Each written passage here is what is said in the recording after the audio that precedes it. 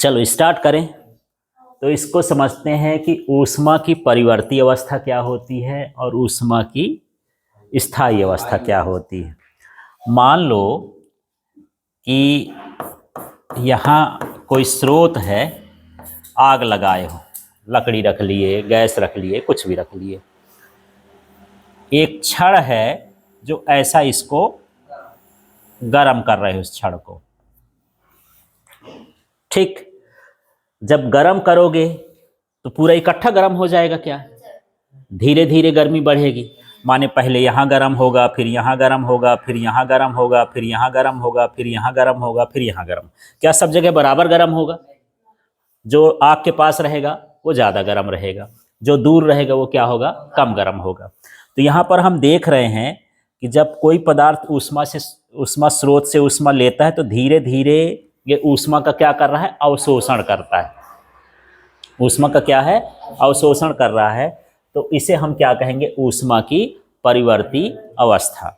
लेकिन कुछ देर बाद, जैसे यहाँ पर मान के चलो कि अभी मान के चलो कि यहाँ का ताप मान लो 20 डिग्री था, ठीक है, और यहाँ का ताप भी कितना था? 20 डिग्री था। अभी पूरे का कैसा ताप है? 20 डिग्री। अब जैसे आप गर्म करना चालू कर दिए तो ताप बढ़ना चालू हो गया। मान लो यहाँ का 50 हो गया, यहाँ का 40 हो गया, यहाँ का 30 हो गया, यहाँ का मान लो 28 हो गया, और यहाँ का मान लो 25 हो गया, यहाँ का क्या हो गया? 22। धीरे धीरे क्या हो गया? गर्म हो गया। 1 मिनट बाद हम फिर से चेक करें तो फिर से ताप ये हो गया मान लो 60, फिर इसके बाद ये हो गया मान लो 50। इधर का ताप घटता जाएगा ना, स्रोत से दूर चलते जाएंगे। इसका मान लो हो गया 40, इसका हो गया मान लो 30, ये हो गया 25, और इसका हो गया 23। फिर धीरे धीरे बढ़ा। ठीक है, फिर मान लो मैं 5-10 मिनट बाद देखता हूं कि ये थोड़ा ताप बढ़ा, और तो इसका ताप हुआ 80 डिग्री, ये हुआ 60 डिग्री, ये हुआ 70 डिग्री, नहीं कितना, 50 डिग्री, ये 40 डिग्री, ये 30 डिग्री, और ये कितना हो गया? 25 डिग्री। अब मैं 5 मिनट के बाद भी गर्म किए जा रहा हूं। अब ताप नहीं बढ़ रहा है। यहाँ का 80 का 80 है, यहाँ का 60 का 60 है, यहाँ का 50 का 50 है, 40 का 40 है, 30 का 30 है, और 25 का 25 है। माने ऊष्मा का अवशोषण बंद हो गया। ये कौन सी अवस्था कहला गई? स्थायी अवस्था। यहाँ पर ताप अलग अलग हैं, लेकिन ताप का मान बढ़ नहीं रहा है। प्रत्येक बिंदु ऐसे ही होता है, लगातार नहीं बढ़ते रहता है कि लगातार बढ़ते रहेगा। शुरू शुरू में बढ़ेगा। एक सिंपल सी चीज है, समझो। मान लो ये पानी है, ठीक है, और पानी बिल्कुल ठंडा है, ठीक है। ये पानी कितना बढ़ाए? 20 डिग्री सेल्सियस पर है। अब इसको आप गर्म कर रहे हो तो 20 से 30 होगा, 30 से कितना होगा? 40, 50, 60। अब ये आग देते जा रहे हो, गर्म होता जा रहा है। 60 के बाद 70 हो गया, 70 के बाद 80 हो गया, फिर ये 90 हुआ, फिर क्या हुआ? 100 डिग्री सेल्सियस हो गया। अब पानी उबलना चालू हो गया। अब कितना भी आग इसको लगाते रहो, 100 से ज्यादा नहीं बढ़ेगा।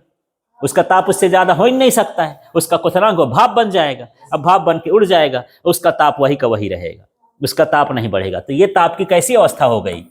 स्थायी अवस्था हो गई। हाँ, पूरा भाप बन के उड़ जाएगा, पानी रहेगा ही नहीं। तो हर चीज की एक स्थायी अवस्था होती है कि जब तक गर्म करते जाते हो, गर्म करते जाते होता जाएगा, होता जाएगा। एक ऐसी स्थिति आएगी तो गर्म करने पर ताप नहीं बढ़ेगा, तो ताप की क्या कहला गई? स्थायी अवस्था कहला गई। वही है जैसे आप लोग केमिस्ट्री में संतृप्त असंतृप्त विलयन पढ़ते हो, तो असंतृप्त विलयन ये है कि उसमें कुछ भी घोलते जाओ घोलते जाओ, घुलता जाएगा घुलता जाएगा। अब ऐसा थोड़ी है कि एक ऐसी कंडीशन आएगी कि उसमें घुलना क्या हो जाएगा? बंद हो जाएगा। तो कैसी हो गई? संतृप्त अवस्था हो गई। इसी तरह से इसमें 2 तरह की अवस्थाएं होती हैं, ठीक है। आपको भूख लगी है, खाते जाओ खाते जाओ खाते जाओ, जब पूर्व यहाँ से भर गया, अब तुम्हारा खाना क्या हो गया? बंद हो गया। अब क्या हो गया? स्थायी, ठीक है। जब तक आप पंगत में बैठे थे, इधर झांकते रहे, पूरी वाला नहीं आया, सब्जी वाला नहीं आया, ये आ गया। और जहाँ पेट भर कर झांका नहीं बंद कर दिए, काम खत्म हो गया। ठीक है, हाँ, बात अलग है कि अच्छा देखते कोई अच्छा चीज ला रहा था, डाल दे भाई, थोड़ा खा लेंगे, फिर उसको भी खा लोगे, इसके बाद फिर तुम्हारी हिम्मत नहीं पड़ेगी। वो कैसी अवस्था हो गई? स्थायी अवस्था। बस यहाँ पर भी यही है कि ऊष्मा की जो परिवर्ती अवस्था है, इसमें प्रत्येक बिंदु पर ऊष्मा का क्या होता है? अवशोषण होता है, ठीक है। और इसमें प्रत्येक बिंदु पर ऊष्मा का अवशोषण होता है, लेकिन कुछ समय बाद क्या हो जाता है? स्थिर हो जाता है। तो हम उसे क्या कहते हैं? स्थायी अवस्था।